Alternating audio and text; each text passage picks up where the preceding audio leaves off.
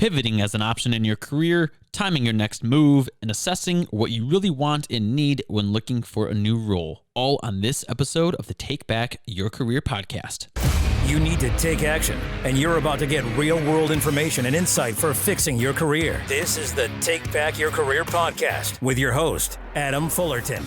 Hey everybody, welcome to another episode of the Take Back Your Career podcast, which is dedicated to helping professionals find happiness, fulfillment, and financial security in the work that they do. And we do this by interviewing real experts who can provide actionable ideas which can produce real results. And today, our expert and our guest is Shelley Piedmont of ShelleyPiedmont.com. She comes to us as a career coach, an interview expert, and of course the owner, like I just said, of ShelleyPiedmont.com, where she offers these services, resume assistance, and much more. And I think also, which is awesome, Shelley comes to us with several years of experience in the recruiting and HR world. So I firmly believe that you, Shelley, are going to have a bunch of perspective and input to share with our listeners today. So first and foremost, thank you for being on. And as I like to always ask, how are you doing today? I am doing well. It's been a good day, and I'm really looking forward to chatting with you. Awesome. Well, again, thank you for being on. I'm sure our listeners are going to learn quite a bit from you. So one of the things, Shelley, you and I talked about before, and this is how I kind of want to lead off this entire episode, was about your history and the pivoting that you've done in your own career. Because I think one of the biggest problems the listeners and young professionals face in this day and age is that, again, they feel stuck and they're unsure of what to do, and they don't think they can pivot, and they're not sure how, but you're living proof that you can pivot. And so without kind of spoiling everything, I want to ask you to talk about, your history a little bit and how you pivoted in your own career and what our listeners can pick up from your own experience. Yes, I have felt that feeling of being stuck myself, so I know of what I speak. And I have actually pivoted 4 times in my career. So my first pivot came when out of college, my first job. Now, I was an economics major. So what do you do when you're an economics major? You become an economist. So I relocated to Washington, D.C., worked for the Department of Labor as an economist. And I did that, and it was not a good job.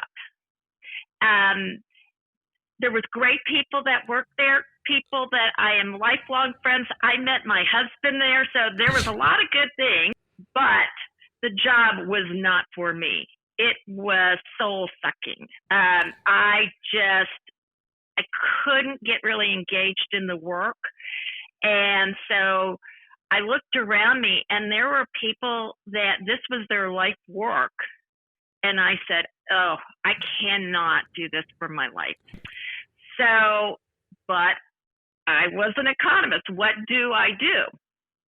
So I thought long and hard about, okay, what would be a career that I would really enjoy? And thinking back on my, limited work history, I was always in the hospitality industry. I really enjoyed it. I got a lot of fulfillment out of that.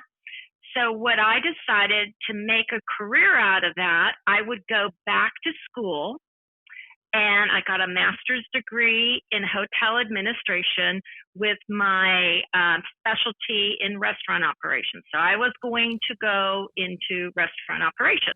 So that was pivot 1. So going to something completely different. Okay.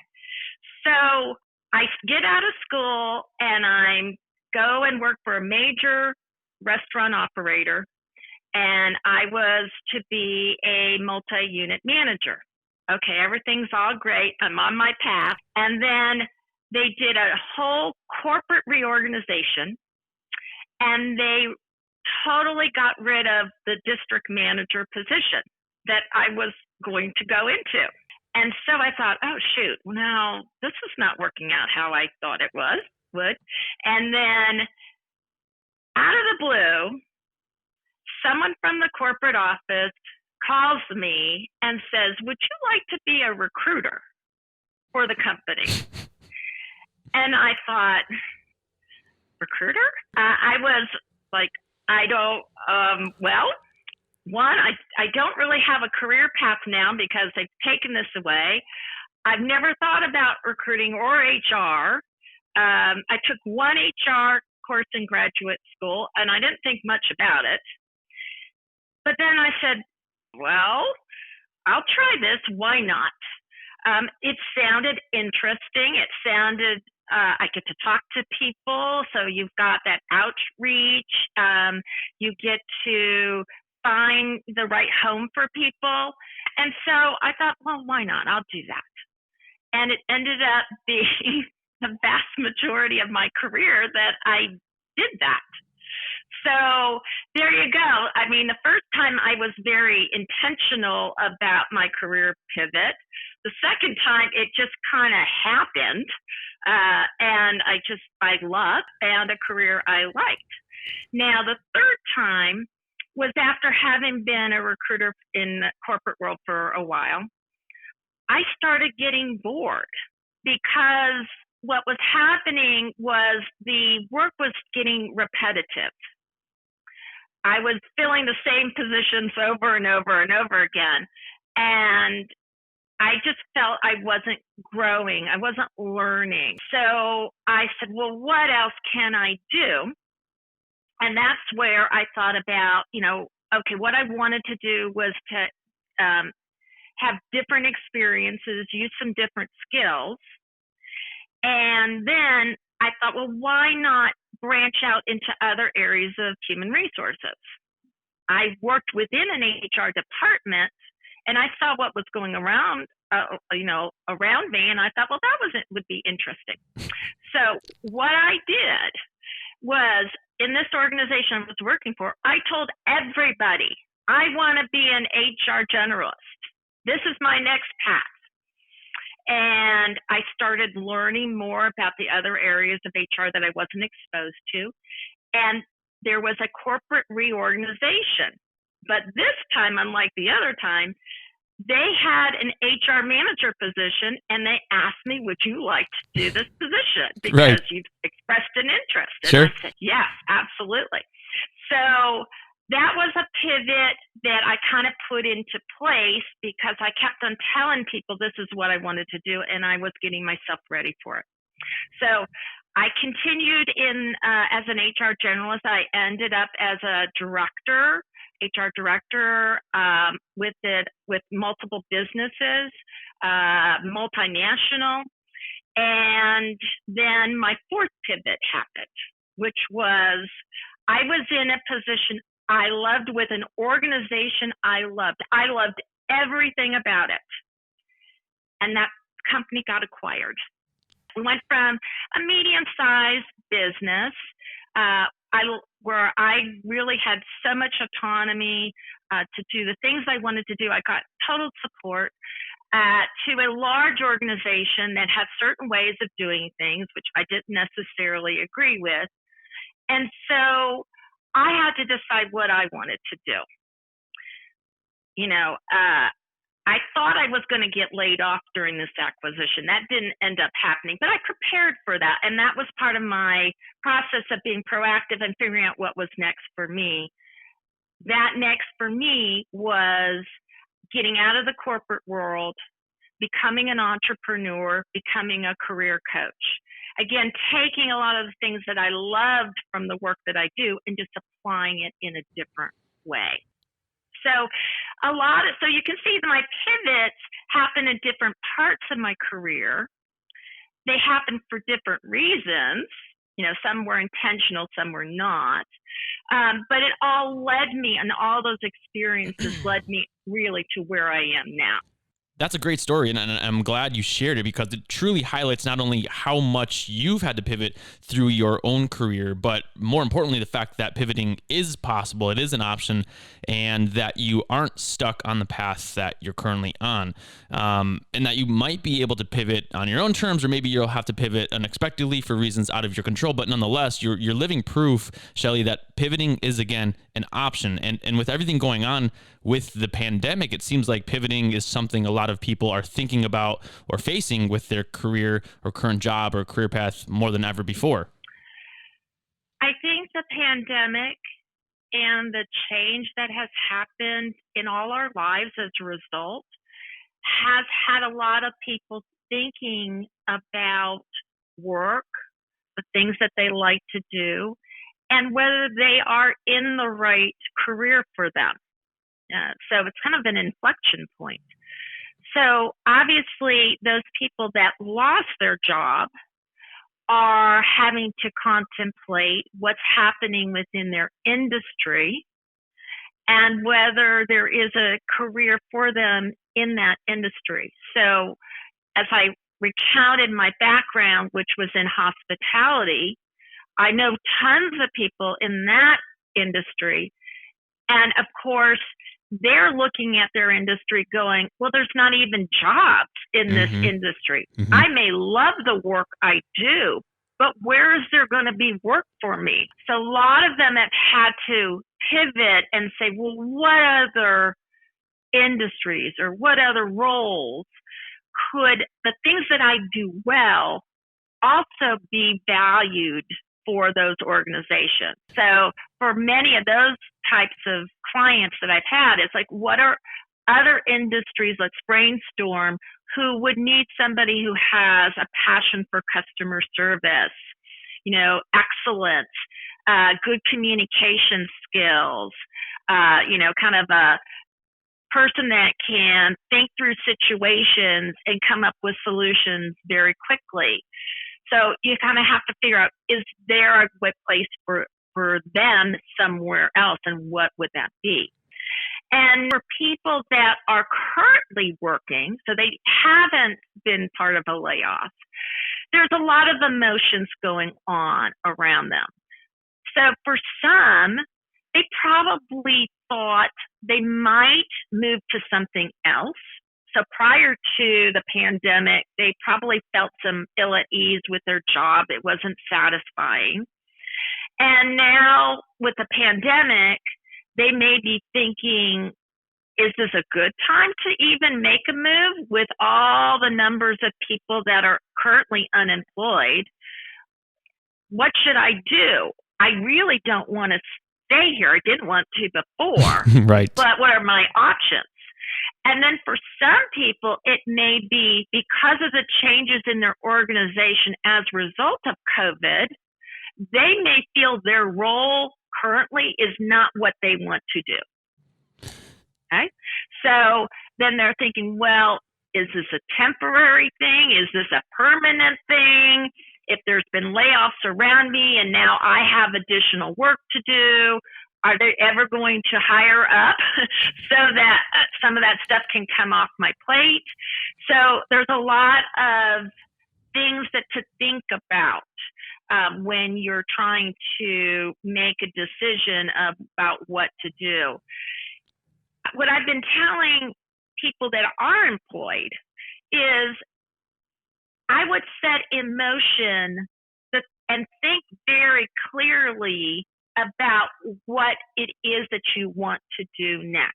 This is a great time to do that, to get very clear about it, so that if you decide you want to wait, and I'm not faulting anybody if they decide that that's the right path for them, that's okay. But then you've got everything ready when you decide the time is right for you. But I would tell people, there's a certain amount of guilt, like why should I be moving when, some of my pals were laid off perhaps, and it wasn't me. So I feel guilty if I just took another job or left. Or, there's some risk aversion that always happens with a change, but especially in this market, is something else going to be any better? There's camaraderie with your work pals, and you're kind of all in it together. And if you decide you're going to do something else and you leave them behind, so there's sadness about that. So there's a lot of emotions that, kind of play whenever you're thinking about moving on, that, you kind of have to reconcile. That makes a lot of sense. And especially if you're looking to pivot, then yeah, you're giving or you're going to have to reconcile with the fact that you're moving away from everything you know, like you said, in the comfort of people that you work with. But really, that's just simply how it is. If you want to make change and get out of your comfort zone, you're going to have to accept the fact that you're going to have new, responsibilities, new people around you, and so much more. And that's just, the option is remain in your current position and comfort and be unhappy, or kind of change everything and change your situation altogether. So with that said, Shelley, I kind of want to ask you, if someone is looking to pivot right now, they're listening to this episode and what we're talking about, what is the first step? What is the next step, I guess? What does someone do once they've decided to say, hey, I want to make the change, I want to try something new, and kind of get out of the hole that they're in? And I know you said earlier that if you have a safety net, of course, this is the perfect time to do that, because you obviously want to set yourself up for a smooth transition, and you don't want to have to, some people might lose their job and be forced into a pivot. But if you have the ability to, have that safety net, like we talked about, again, what is that next step? What can they do now in their current job that can set them up for that smooth transition? Yes, and in fact, that's in essence what I did my last pivot. So when I was assigned to be a career coach, I actually started it as a side business. And so I decided that I thought I wanted to do this path, but I really wanted to try it out and to come up with, what was my process, what was going to be my marketing, what was my client base going to look like. So I could do that at that time with the safety of having my full-time job. And then what ended up happening was, as I said, I thought I was going to get laid off. It didn't turn out to be the case in my particular situation, but I did decide at some point that I just really wanted to pivot and do it full time. And then that was when I gave my notice. And so I felt very comfortable at that point that I had all the work done to make it successful for my company. That's a great example of how you transitioned and pivoted in your career, and I appreciate you sharing that with us. I truly do. And so then I want to ask you, Shelley, if someone is at the point in which they are ready to pivot, or at least exploring that as an option, and they're looking to make a change, what is it that our listeners need to think about before actually doing that? In other words, how do our listeners start the process of pivoting so that they can find a path that they're excited for each and every day? Well, I think you have to do a lot of introspection to really understand yourself. So, and to be honest, in a pivot, I think this is the hardest part because you've really got to get into your mind. So, I always tell people, go for walks, meditate, get somewhere quiet so it's just your mind and you can think through these things. So the first thing you have to think through is, what are your strengths? So what are the things that you do well? Okay. And that can be in a lot of different areas. So it can be in your professional life. It can be in your personal life.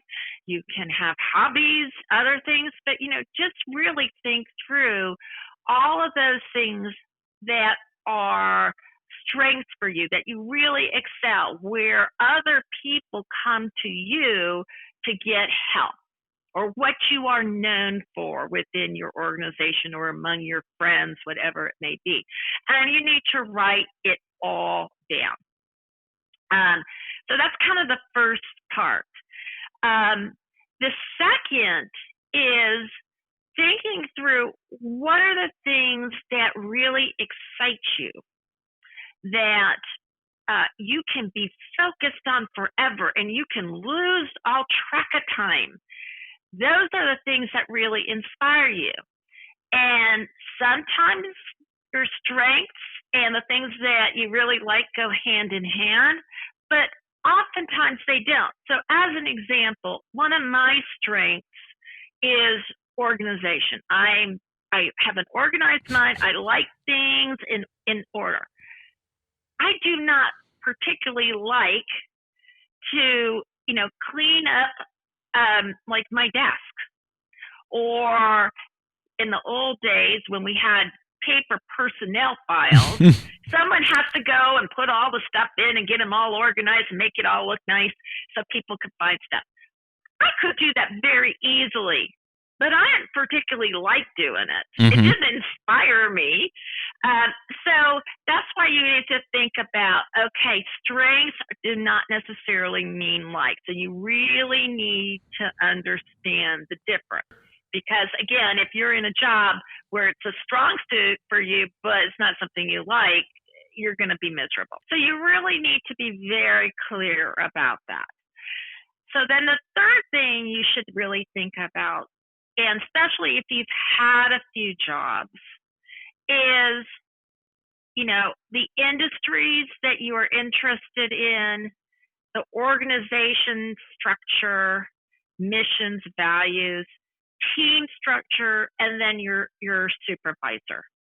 And what works for you and what absolutely does not work for you. So if you've had a job or two, you probably now have a sense of what that could be. Sure. But again, kind of going through and really being honest with yourself.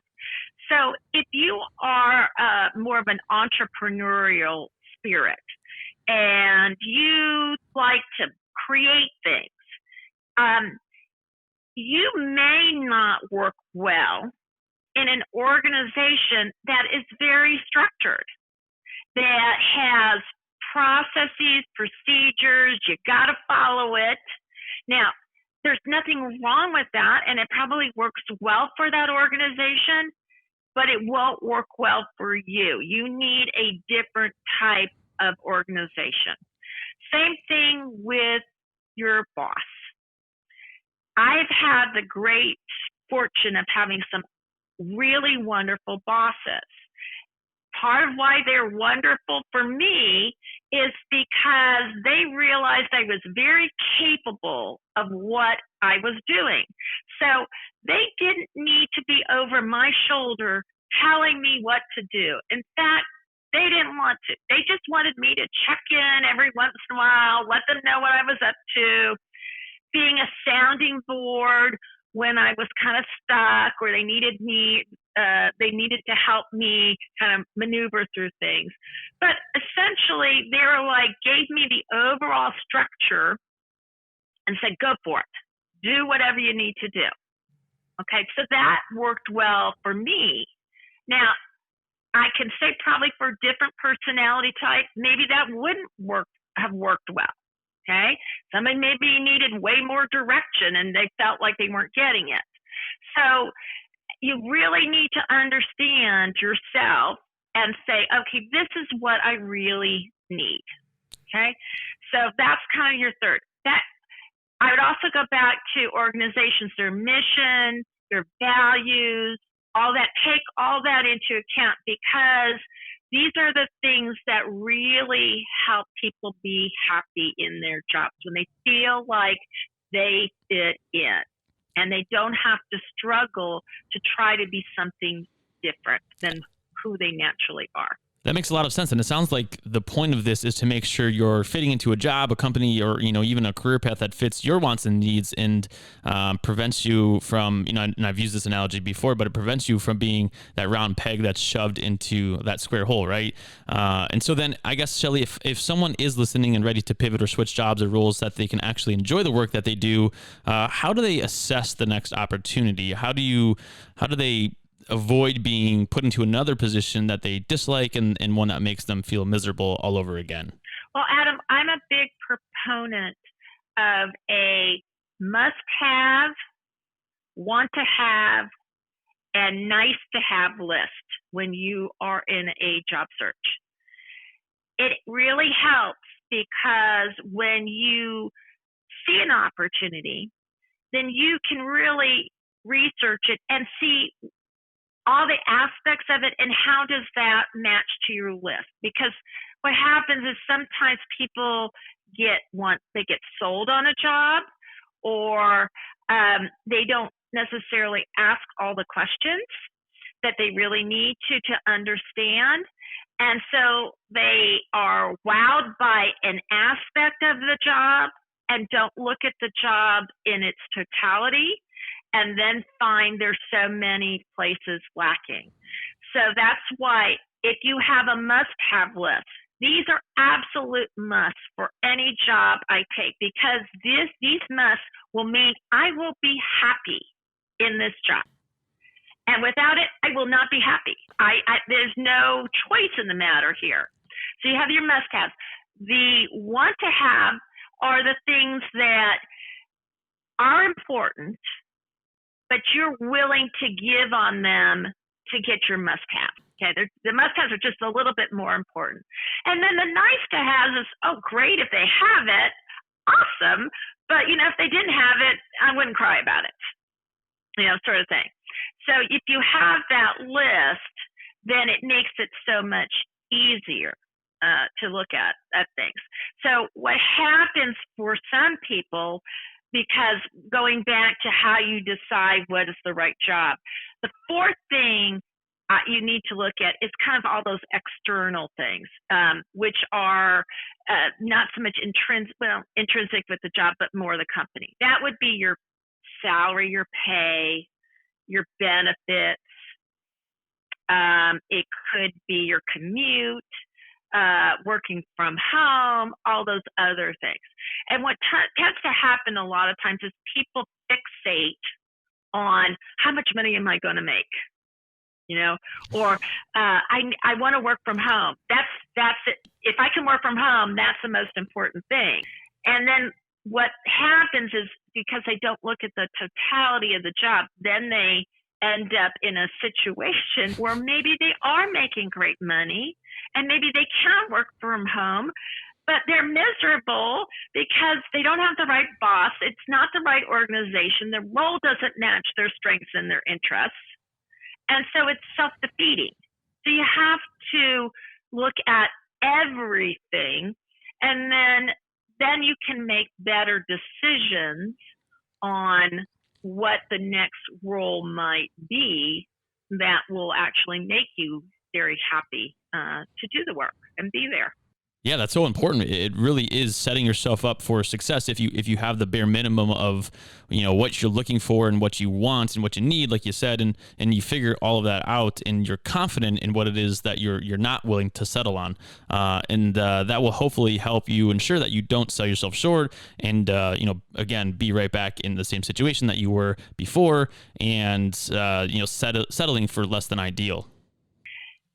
Lots of people feel that they see their job, they see they're not happy. Maybe they have parents that were never happy in their jobs, and the parents just endured. Just said, well, this is the way that it always has to be. Mm-hmm. No job is ever good. It's work. You just put up with it. I don't believe that you have to put up with it. There are so many different jobs, so many different careers, and you are spending a tremendous amount of your time and efforts in your career. Why sell yourself short and say, I have to endure this, instead of saying, this is not working for me now. Let's make a plan to make it work for me. Now, that plan may take a while to get realized. It may not happen overnight. But if you don't even have a plan to move forward, likely you're going to stay stuck. I completely agree. And of course, the goal of this whole conversation in this podcast is to help people not stay stuck, which is exactly why it's so important for people to make sure that, they have that plan that you talked about, Shelley, and understand what they're willing to negotiate on. And just as importantly, understand what they're not willing to budge on, so that they, once again, you can be on a career path that you're going to be excited about and actually enjoy, which is really a perfect summarization of what this entire episode is all about. So with all of that said, I think that it's a perfect spot for us to kind kind of wrap this conversation up, because that really did cover all the topics that we had planned for today's show. So I wanted to say thank you to you, Shelley, for, of course, coming onto this podcast and sharing just a small fraction of what you have to offer and what you know about pivoting, and of course your experience pivoting for yourself. And so, of course, as I always like to say before signing off, Shelley, once again, I want to say thank you and just ask you to let our listeners know that if they're interested in working with you or hearing more about your ideas and your experiences, where they, of course, can reach out to you and get in contact with you. Well, one of the best places to find me is through my website, which is www.shelleypiedmont. That's a EY, Piedmont.com. I'm also on Twitter at Shelley Piedmont, and LinkedIn. I'm very active on LinkedIn. So if you search Shelley Piedmont, you'll find me there. Perfect. Well, again, thank you, Shelley, for being on this episode of the Take Back Your Career podcast. And again, really quick, guys, remember that pivoting is definitely an option, and it can set you up for long-term success if you're willing to put in the work and make a plan and, again, assess your strengths and your must-haves and your want-to-haves and your nice-to-have list. And above all else, believe that you can change the path you're on and that you don't have to continue down that same path you hate day in and day out. And to me, that is truly powerful and gives you just one more option to consider while dealing with a job or a career that you might feel stuck or miserable or lost in. So thank you again to everybody out there listening to today's episode. Thank you again to Shelley for being on. I truly hope this helped you guys out on your path to take back your career. And as always, I will catch you guys on the next episode. Take care.